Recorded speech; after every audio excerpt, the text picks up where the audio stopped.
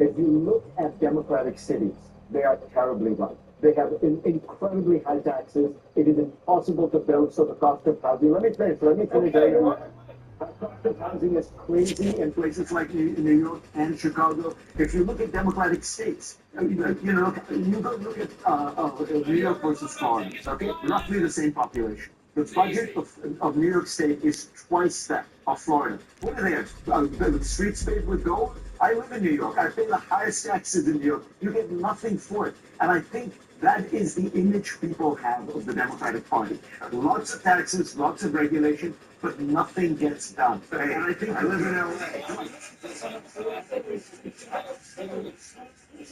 If Democrats own this and realize the answer to everything is not more taxes, more regulations. People are fed up with that and they feel that it isn't worth it. Listen.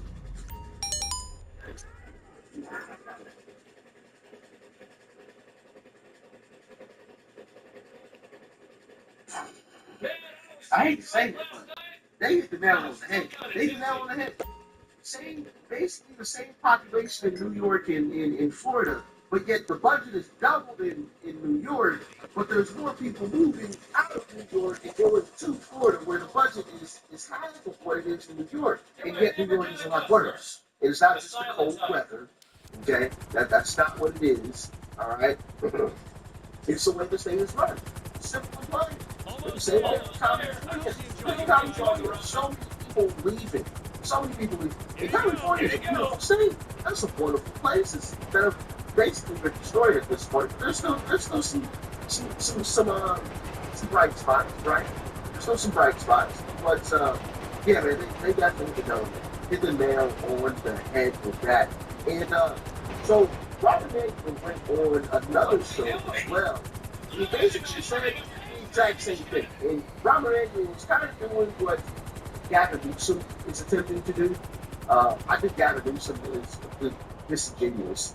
But either way, he's trying to do what Gavin Newsom is doing, and I think Bill Maher is trying to do it a little bit, right? Going to meet with Trump and doing the whole thing. Because I think they kind of see the light. And I say kind of because I don't believe Gavin. I think Gavin, if he gets elected, which, well, first off, let's hope that never happens, but I highly doubt that's going to happen, and I'll show you guys Democrat polls based on that anyway. If he ever did get elected, he would go right back to being a far left extremist. I mean, just look at California. Look at how well California is run. Yeah, exactly. Not run well at all. So not for 1 second do I think he's all of a sudden seen the light. I think he understands that he has to say these things if he wants to be elected, but I don't think he genuinely believes them. But let's hop into this clip from Robert Mankiewicz, because this is a perfect example of the far left versus just the lunatic left. Check it out. I do think Democrats should stand up not only fight for their own principles, but also fight for the people we represent. And for too often, whole cultural issues, they're often tangential things that didn't matter to them. Their kids' education, the price of groceries, security of their children's education, security of their parents, people with missing medications, doctor bills, who could afford them. Things that we both face with their money. And so I'm not against fighting, but I want to make sure we're not just fighting for the sake of fighting, but not fighting for the sake that people know what we care about, what's in our soul, what our North Star is. And we ended up fighting for the wrong things. I got to be honest with you. I mean, I was sitting over in Japan the last 3 years as an ambassador. And I learned a lot about Japan. I learned a lot eating sushi, having a good time, and then all this shit's going on over here. Yeah. But you want to know something? Being away from America, you learn a lot about America. Yeah. And I was going to just tell you, it was mighty strange having some of the arguments. We had the luxury of being a superpower. We were having superfluous arguments about things that didn't matter to people. We became not a party that was built on the culture of acceptance, but a party that became an advocate for certain things that, in my view, were just nuts. Nuts. And what core, now look, I think you picked it. So you say to me, fight. Tell me what we're going to fight about. Because I'm not interested in fighting about, I'll tell you this. I said this the minute ago to somebody else. The really South Party is issue. We weren't really good about the family issue. We only just moved it. The only thing we do really well is the bathroom. And it's a small school in the house. That's bullshit. That is total bullshit. That is buying into the right-wing media narrative. I'm so sick of Democrats like you selling out saying, you know who talks about trans people more than anybody? MAGA. MAGA is the most genital obsessed political party I have ever seen. Kamala Harris talked about home ownership. She talked about kitchen table issues. Trump's over there droning on about Hannibal Lecter. Are you kidding me? This is where the Democrats lose because we're playing the game with the rule book. They've ripped the rule book up and crammed it down everybody's throat. And Democrats are upset because Joe Biden pardoned his son. We better fucking fight. They're the gender obsessed weirdos, not us. We're not to fight for Social Security. We fight for Medicare. And yeah, we're not going to bully trans people. We're not going to fucking do it. I'm not good. Hey, let me say this. It's Mayor, 2016, I dealt with bathroom issues. It's not my most important issue. It's been dealt with, and I supposed to be dealt with marriage equality, as I said. Well, it's not important to the Republicans. For me, it's just important not to bully them. And I think this is... I agree. I'm not disagreeing. It upsets me. It upsets me so much because you live here in this red state and you see the damage of it. When I see politicians that are supposed to be leaders and the Democratic Party buy into the narrative the Republicans have defined us by, instead of fighting, saying you're the weirdos that are obsessed with it. Yeah, we're not going to bully some trans kid. And we buy their narrative. It's why I think we lose. And we have to live. I have to live in a state where women, rape victims, can't get an abortion because of this bullshit. And so I'm going to fight till the bitter end. And I'm not going to let some MAGA moron define what progressive values are. And I think it's a really dangerous precedent, Mr. Emanuel. I'm sorry, but I have to push back. Well, people have words about living in I'm good. Where you choose to live. So I just gotta be honest with you. You keep talking about living in this red state craziness. You know, there's people if you want to move out, but I would just tell you this. My view is there's a whole set of issues, and these are side tangential issues. They're not core, and they're not core to what we believe in. And if you go through presidential history, you go through working with President Biden, President Obama, President Clinton, or President Kennedy, we never got sidetracked on a set of issues. Our main focus was education, economic vitality, and the American dream. And that's where we're going to make our bread and butter. Knowledge is put to the test. Oh shit, a fucking bad commercial.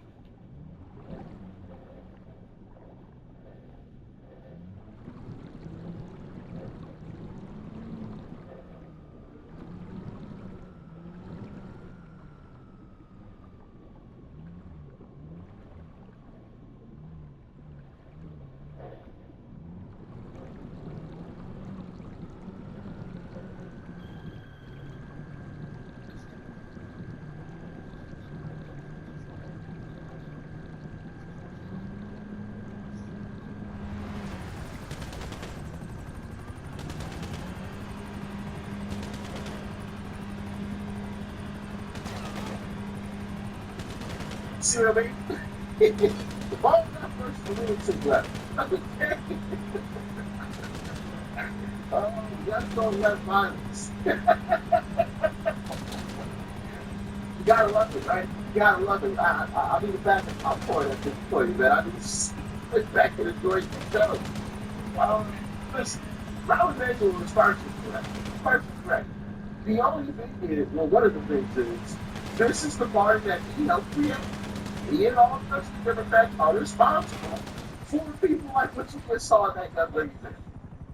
That is crazy talk. She said, one of the things that she said, that this is what Democrats always say, right? Forget we always talk about genitalia. No, we don't. Democrats do. But she said that we fully show me the video proof of a conservative going around and bullying people, because that's what they continue to say. Oh, but you guys are just bullies. Okay, show me the videos. Show me the videos. Show me the videos of conservatives going around assaulting people. Show me. Because I can show you the opposite way. I can show you videos of far leftists assaulting conservatives. As a matter of fact, I had a video about it. What was that? Just like a week and a half ago?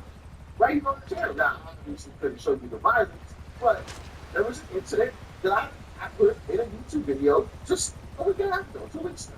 And there's obviously a lot more instances of far left violence or far left lunacy. I mean, we can talk about keying Teslas, like if keying somebody's car simply because the owner of the company is Elon Musk. Like, that's crazy talk. We're only conservatives keying far leftist cars who have a Kamala bumper sticker on. So, like, this notion that conservatives are violent is bullshit.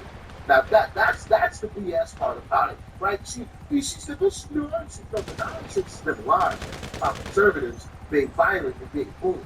Not the case at all. If that were the case, you could show me the video. And don't tell me if you don't have the videos, because we've all got cell phones and we've all got high-quality cameras and there's security cameras freaking everywhere. So if you don't have it on tape, it doesn't exist. Simple and plain. Swear it out to you, but y'all let me know how y'all feel. Now, back to Gavin Newsom, and this is what I wanted to talk about with Gavin Newsom, because this isn't going to work. People like Rahm Emanuel are going to get pushed out of the party. People like Rahm Emanuel are going to be silenced. People like Gavin Newsom are going to be silenced. Even though also right, Gavin Newsom is disingenuous, he's not serious about this whole, I want to be more of a centrist type of guy. Nah, that's a load of crap. And you can see in these polls, look where Gavin Newsom is. Look where he is. This is according to a CNN poll. Who do you think the leader of the Democrat Party is? AOC is number 1, Kamala number 2, Bernie Sanders number 3. Gavin Newsom is like down here at what, 7? 1, 2, 3, 4, 5. Yeah, 7. Gavin Newsom's down here. Wasn't Gavin Newsom like at the top of the list at one point, or close to the top? But then all of a sudden he started talking about being centrist, and he got shoved all the way down. And that is the problem that the Democrat Party is going to run into. You're going to have some folks in the Democrat Party that are going to say some things that in part make sense, but at the same time don't make sense, because the things that are coming out of their mouth make sense, but the fact that they're still a part of the Democrat Party and they realize what's going on doesn't make any sense. So that's why I think they're just lunatics, because if you see the issue, why are you still a part of that party when the other party is basically your party from the 90s? And what I mean by that is the new Republican Party is basically the Democrat Party of the 90s. And it makes sense because Trump used to be a Democrat. There's a lot of former Democrats in the Republican Party at this point. I'm one of them, right? I'm one of them. I've showed you guys several videos of former Democrats. But more importantly, this is also going to be an issue, right? So not only is the Democrat Party going to have an issue coming closer to the center, because the far left are going to reject that, but the far left stance isn't liked by most people in America. Like, take this one issue here. Check it out. I think these numbers are really illuminating on this topic, because I just think there's such a clear trend among the American public. So transgender female athletes in women's sports, only 18% of the country says that they should be, in fact, allowed to participate in women's sports. Compare this to the opposition. I mean, my goodness gracious, 79%. You rarely get 79% of the country to agree on anything, but they do, in fact, agree on the idea of opposing transgender female athletes in women's sports. But it's not just the here and now, Laura. It's not just the here and now. What we're actually seeing is a trend on this particular issue, and it's going in the direction of opposition. So take a look here. Okay, transgender female athletes, and amongst those Americans who oppose them in women's sports, back in 2021, it was 62%. A majority, but, not anywhere close to a ginormous majority, right? A clear majority, but not a ginormous majority. But then again, you look here in 2025, you see it at 79%. So it's not just that the majority of Americans are opposed to transgender female athletes in women's sports. It's that the opposition has become considerably larger in just the last 4 years. Yeah, it's only getting worse. It's only getting worse.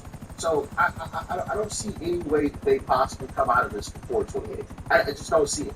And even come 28, they're going to have a party split. So they won't even win in the next election or the next midterm after that. It's going to be a while before the far left and the Democrat Party actually come back together. Because that's what it's going to take. And they're going to have to separate because they're not going to agree. And once the far left realizes, oh crap, we're not going to win anything. We haven't won anything in, 12 years, 15 years, whatever it is, right? 2 decades. Okay, maybe it's time to move off of our stances now. But that's just my prediction, man. I'm just a guy that talks on the internet from time to time, so don't mind me. What do y'all think? What is your... It is what it is. We did that. Let's go.